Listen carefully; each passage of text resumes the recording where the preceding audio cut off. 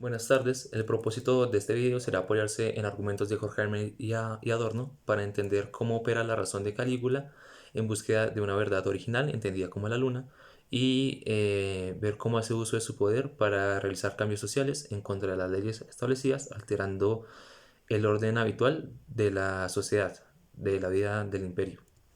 Para finalizar, ver cómo resulta consumido por la sociedad, perdiendo esa identidad y esa negatividad que lo hacían único. Primero voy a explicar cómo opera la razón de Calígula, luego ver cómo la negatividad de Calígula se convierte en problema al no ser autocrítica y para finalizar ver cómo ese estilo propio del emperador, esa manera única de pensar, se destruye. Para entender la razón de Calígula, primeramente es necesario saber que él expresa que no soporta el mundo en el que está viviendo y que va a necesitar de la luna, de la felicidad o de la inmortalidad, algo que por demencial que parezca no sea de este mundo. Cuando Calígula expresa esto, está dando cuenta de su distanciamiento con el mundo, ya que él está buscando algo que no pertenezca al lugar en el que habita, es decir, un anhelo de imposible. Eh, Seguido a esto, él se pregunta, ¿en qué va a ganar con una mano firme? ¿De qué le va a servir tanto poder? ¿De qué le va a servir siendo el emperador si no puede cambiar el orden de las cosas? Partiendo de esta pregunta y de una reflexión de Calígula, él decide querer llevar la verdad, su anhelo imposible, la luna, a toda la sociedad. Mediante la crítica de la razón instrumental de Horkheimer, podemos dar cuenta que la razón de Calígula es una razón subjetiva, porque va a deducir los criterios aplicables a todas las cosas y a todos los seres vivientes para poder llegar a un fin determinado sin centrarse en los medios. Es decir, que Calígula se va a concentrar en, en el propósito de la luna, en que todos alcancen la luna, sin centrarse en el cómo se puede llegar a la luna. Esta ambición va a llevar a Calígula a perder su identidad y a, a que lo asesinen, pero lo veremos más adelante. Eh, en contra de la razón subjetiva de Calígula se encuentra la razón objetiva, que la razón objetiva lo que va a hacer es calcular las probabilidades y adecuar así los medios correctos para alcanzar un fin determinado. Por eso es que toda la sociedad y todo el imperio va a estar en contra de las leyes y de los cambios sociales que está haciendo Calígula. Calígula se podría pensar que tiene una razón que lo hace ser arrogante, porque no se preocupa en las otras personas. Al centrarse en un solo fin, va a hacer lo que sea para llegar a este anhelo de imposible, para cumplir este propósito. No va a tener medidas. Los límites de la razón en este caso se van a ver sobrepasados. Eh, Como ejemplo de esto, va a mandar cerrar los graneros públicos, decretando hambruna, diciendo que el hambre es una plaga que debe ser eliminada y que va a detener la plaga cuando se le antoje. Aquí podemos ver cómo Calígula hace uso de su poder para querer llevar a toda la sociedad a su anhelo de imposible. Pero lo que sucede es que con el deseo de la luna, al no ser un objeto concreto, se pierde el sentido de querer cambiar el mundo. Es decir, que Calígula sabe que necesita un anhelo de imposible y lo determina en cuanto a su concepto, como vemos en la dialéctica de la negatividad de Adorno. Se va a centrar en el concepto de la luna, en el concepto del anhelo de imposible y no más bien en su objeto, en cómo se expresa, en su esencia. Esto va a llevarlo a que no haya un sentido, que carezca de sentido querer cambiar el mundo, a que carezca de sentido el uso que está haciendo de su poder. Si nos damos cuenta, el pensamiento de Calígula se está oponiendo a lo socialmente establecido, ¿sí? En cierta medida está haciendo una crítica a las condiciones sociales en las que se vive. Pero ¿qué pasa? Que esta crítica que está haciendo Calígula, como dice Adorno, eh, le va a servir para darse cuenta del fallo que existe dentro de la normalidad y en ocasiones en entender la realidad.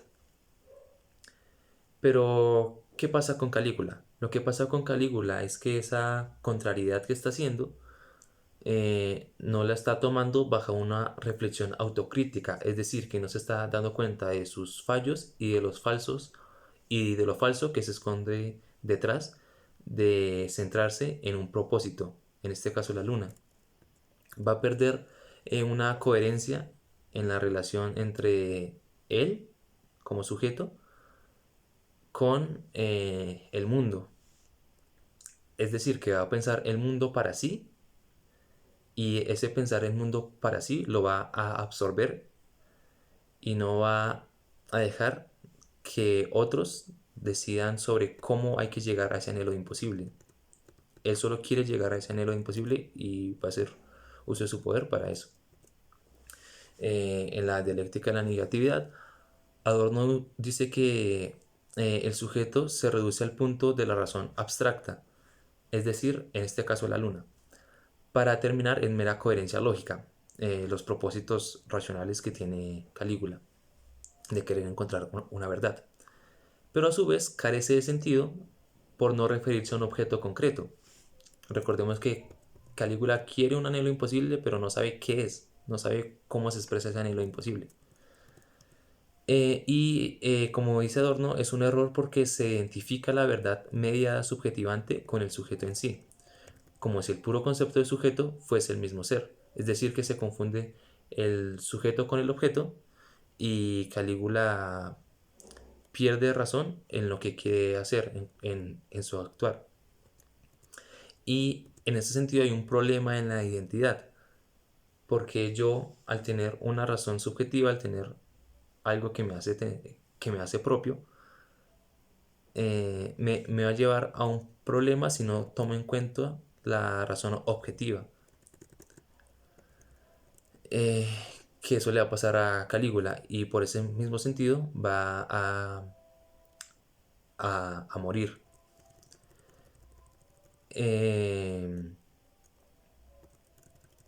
Calígula se va a dar cuenta que su camino para conseguir la luna no es el adecuado. En ese sentido, se va a mirar al espejo y lo va a romper. Cuando rompe el espejo, se pierde la identidad de Calígula. Entonces vemos cómo la identidad y la negatividad, al no ser autocrítica, se convierten en un problema. Calígula va a decir que la libertad de él no es la buena. Después de romper el espejo, va a ser asesinado. Y cuando lo asesinan, damos cuenta de que la sociedad va a suprimir lo, lo diferente. Eh, Como se dice en la dialéctica de la ilustración, la formalización de la razón, eh, perdón, como se dice en la dialéctica de la ilustración, eh, de ahí que el estilo de la industria cultural, que no necesita ya probarse en la resistencia del material, sea al mismo tiempo la negación del estilo. El concepto de estilo auténtico, en el caso de Calígula, se revela en la industria cultural como equivalente a estético del dominio.